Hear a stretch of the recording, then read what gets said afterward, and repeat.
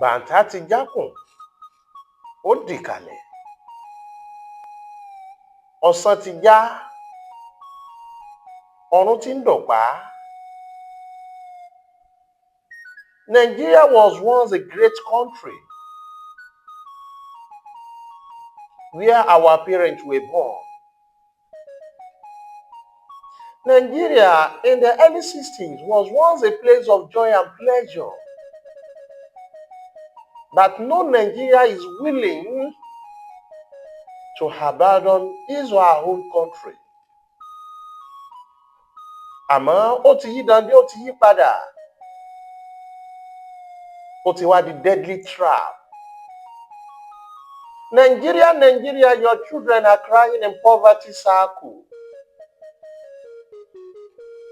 From poverty circle, it now become a deadly trap on daily basis. Gbogbo ọ̀jọ̀gbọ́n tó bá jókòó tó bá jó ní làákàyè yóò wò ó pé sórílẹ̀-èdè là ń darí lórílẹ̀-èdè yìí. Amẹ́ríkà wá láwọn fẹ́ wọnú ìlú wa, oníkálùkù wa ń bùgbé ta. Ó mọ̀ wípé bára yóò bá ṣe dáadáa ní múni rántí pé àti ìbá ṣe lágbájá tó ti kú. Ojoojúmọ́ là ń fìjọba kan yìn ìjọba kan.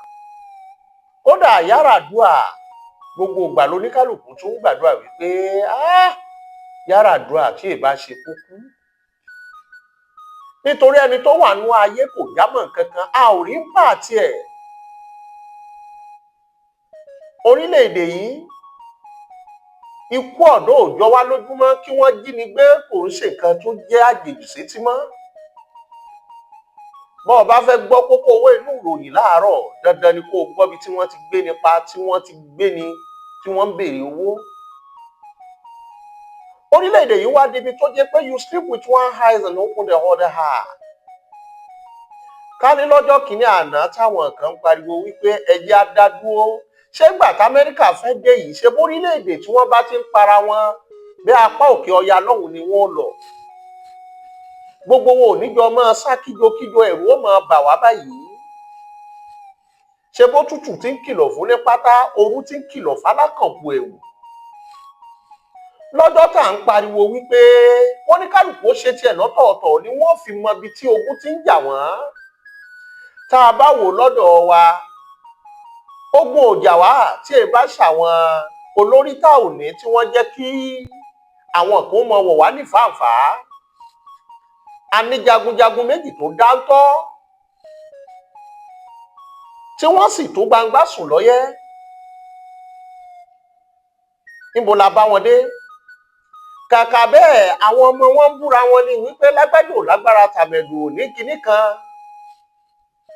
Ibi abára wa dé yìí, orí ọ̀rọ̀ èèyàn kankan lọ́jọ́ tí gbogbo wa ń pariwo pé ká dá dúró lòun ni ọ̀nà àbáyọ. Ọ̀nà àbáyọ wo ló wà mọ́ lónìí yìí? Àwa ń pariwo pé wọ́n fẹ́ wá tojú bàmùmọ́lẹ̀ wa, nígbà tẹ́yìn náà kò lè wájà ńkọ́. Ta ní ń dàwárú? We are into modern slavery. Gbogbo olórí wọ́n kò dodo ọ̀rọ̀ wọn ò fẹ́ gbọ́. Ayé ìjẹkújẹ jàrábà gbogbo wọn pátá korongodo. Àwọn ọ̀dájú olórí wọ̀n bílíkì wọ̀n bíà olórí ògbọ́kìlọ̀ àwọn aráàlú ayédáyé kókó jabilo oníkálukú ṣe tiẹ̀ lọ́tọ̀ọ̀tọ̀. Who is there to depend our life on? Ta lo lórí gidi tá la fẹ́ finú dé, tá la fẹ́ dára dẹ̀ tá ò ní jẹ̀bù wálé? Ayédáyé kókó jabilo oníkálukú ṣe tiẹ̀ lọ́tọ̀ọ̀tọ̀. Ẹ wá mọ̀ o, ibi tọ́rọ̀ orílẹ̀-èdè yìí ń lọ, ta ló mọ ibi tó fẹ́ gúnlẹ̀ sí? Ta ló mọ ibi tá a lọ gan?